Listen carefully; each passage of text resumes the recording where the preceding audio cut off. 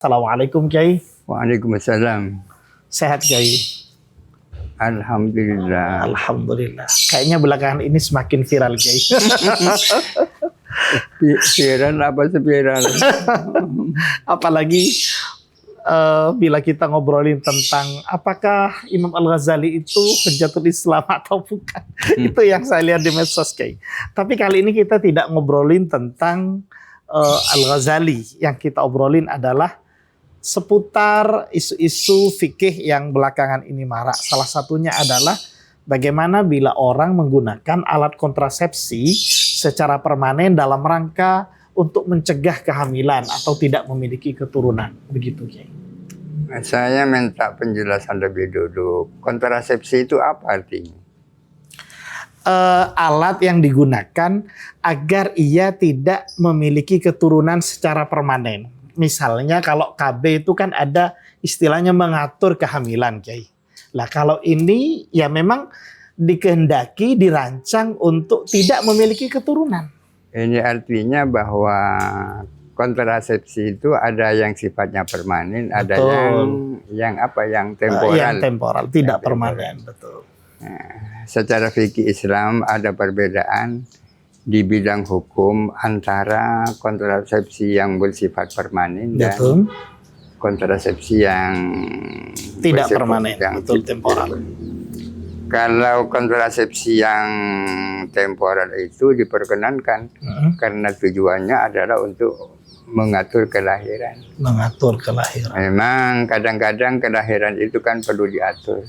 Betul. Jangan sampai setiap tahun orang punya anak. Betul. Kalau diatur kan bisa begini, setiap 3 tahun atau setiap 4 tahun seseorang bisa melahirkan anak. Tapi kalau yang dimaksud adalah kontrasepsi yang bersifat permanen, itu yang tidak diperkenankan. Karena berarti sudah tidak ada harapan bagi yang bersangkutan untuk punya anak lagi. Padahal bisa saja anak yang sudah ada itu meninggal. Betul yang sudah ada meninggal. Betul. Nanti harapan masa depan anak juga kan penting ya Kiai, untuk regenerasi juga. Betul. Ada alasan sebagian orang mengatakan begini Kiai.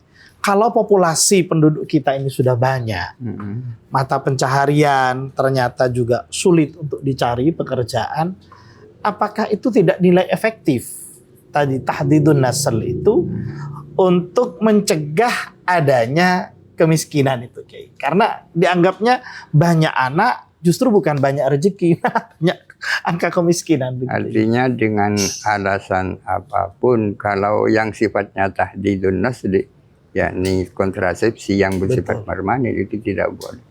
Apalagi yang menjadi sasaran adalah masyarakat miskin. Kalau yang menjadi sasaran miskin ini artinya bahwa orang yang sekarang sedang miskin, ya, ada asumsi bahwa mereka tidak akan kaya. Betul. Akan miskin secara permanen. Ya kan?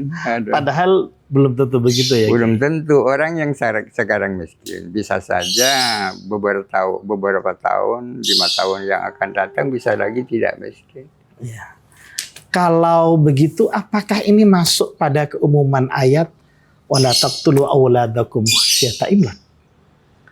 Ya, bisa saja, tapi sifatnya kan pasif ya kan? Pasif ya. Pasif. Pasif itu artinya yang melakukan tindakan agar tidak lahir manusia-manusia baru, bukan menghabiskan manusia yang sudah ada. Bukan menghabiskan manusia yang sudah ada. Jadi pada prinsipnya berarti kalau tanzimun nasl mengatur bagaimana reproduksi itu agar regenerasi juga tetap berlanjut ke depan, itu dibolehkan ya? Ya dibolehkan. Seperti KB atau alat kontrasepsi lain yang tidak permanen. Yang tidak permanen. Tapi kalau vasektomi dan tubektomi itu yang memang dirancang untuk tahdidun nasl karena permanen itu tidak dibolehkan. Ya, kemandulan abadi berarti. Kemandulan abadi. Yang sangat menyakitkan sekali lagi kalau itu sasarannya adalah orang-orang miskin. Betul. Itu kan mengesankan sekali bahwa orang miskin itu selamanya akan miskin. Sudah tidak punya harta, tidak punya anak. Aduh ya Allah. Terima kasih Kiai. Ini kebetulan memang sedang menjadi isu hangat nih Kiai ya, di masyarakat kita. Gimana nih caranya minimalisir kemiskinan? Mungkin satu-satunya dengan membuat mandul mereka itu. Padahal itu secara syariat tidak benar. Tidak benar. Terima kasih. Terima kasih, demikian jawaban beliau, semoga bermanfaat. Assalamualaikum warahmatullahi wabarakatuh.